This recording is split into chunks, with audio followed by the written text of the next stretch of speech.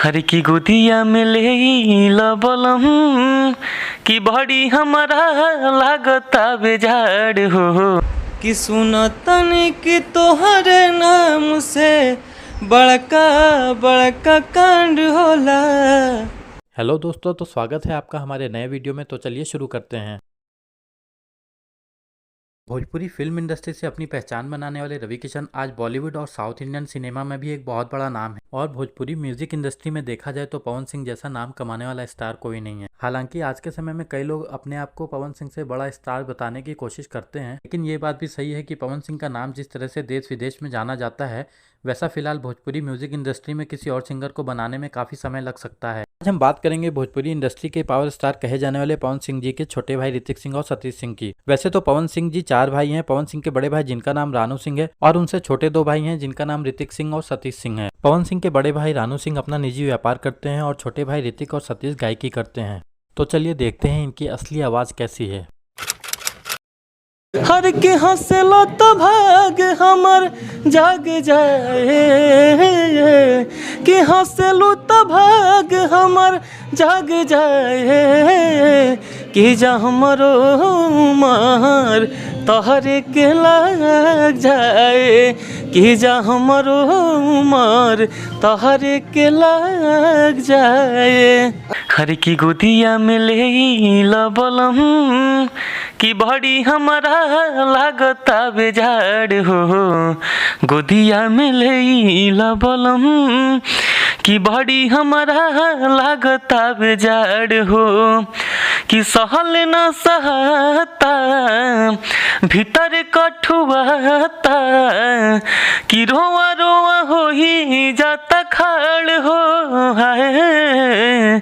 अरे की गोदिया में ले बलम कि बड़ी हमारा लागता बेजाड़ हो, गोदिया में ले बलम कि बड़ी हमारा लागता बेजाड़ हो।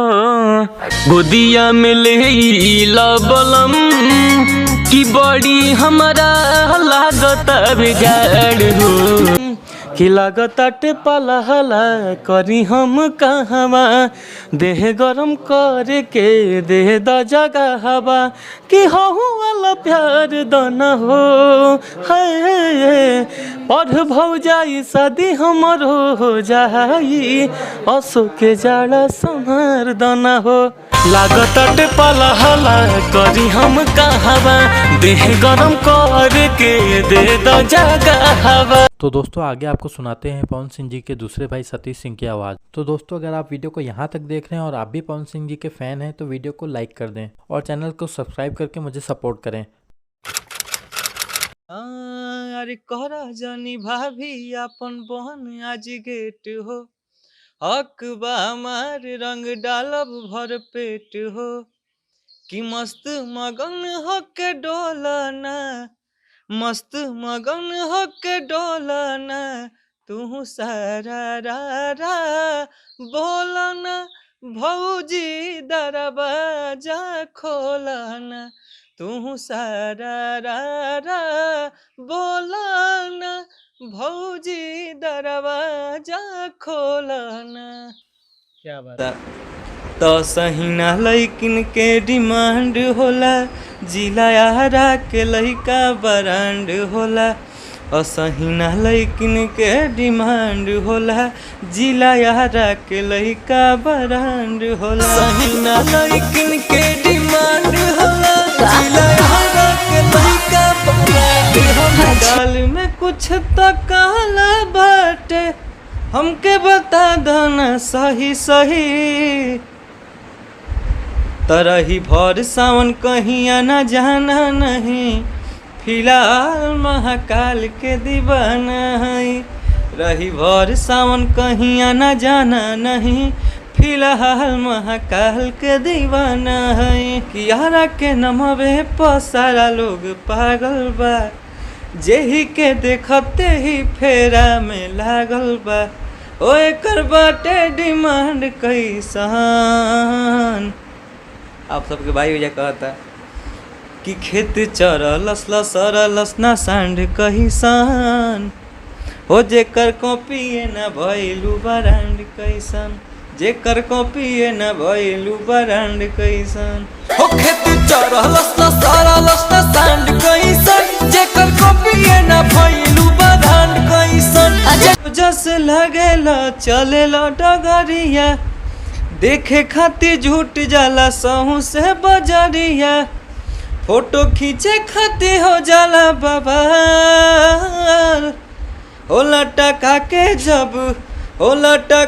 जब झारेला तू बाल, ए राजा जी कमाल लागेला। लटका के जब झारेला तू बाल, ए राजा जी कमाल लागेला। लटका के जब झारेला तू बाल, ए राजा जी कमाल लागेला।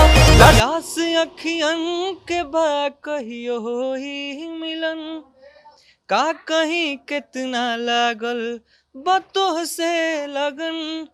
तोह के खोजत हई बन के पागल पवन, इतना दिन से पीछा कइला त ना जाने कैसे दिल चोरैला। कि तू बड़ा चित चोर दिल लेला तू चोराई। त लइका के लाइन बा कि सुंदर सूरतिया ऊपर से गोराई, एही पमनवा गइल बौराई। सुंदर सूरतिया ऊपर से गोराई, एही पमनवा गइल बौराई। सुंदर सूरतिया ऊपर से गोराई, एही पमनवा गइल बौराई।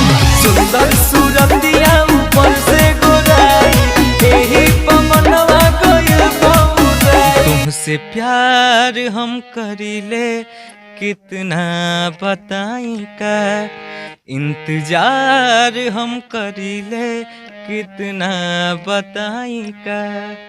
जितना सूरज में बजोती, जितना सागर में बमोती, जौने कहबू तौने क्रिया खाई का। ओ प्यार बिना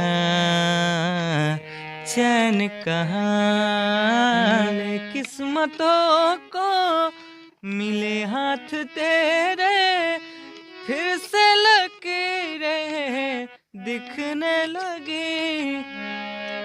कि देखी ले जब जब तोहार चेहरा, लागे कि भगिया फिर से जागी। पवन सिंह जी की गायकी के सामने उनके छोटे भाई कुछ भी नहीं है। पर दोस्तों, ऋतिक सिंह और सतीश सिंह में आपको किसकी आवाज़ पसंद आई, नीचे कमेंट करके जरूर बताइएगा। दोस्तों, अगर चैनल पे नए हैं तो चैनल को सब्सक्राइब जरूर कर लीजिएगा, क्योंकि चैनल अभी नया है तो थोड़ा सपोर्ट करिए।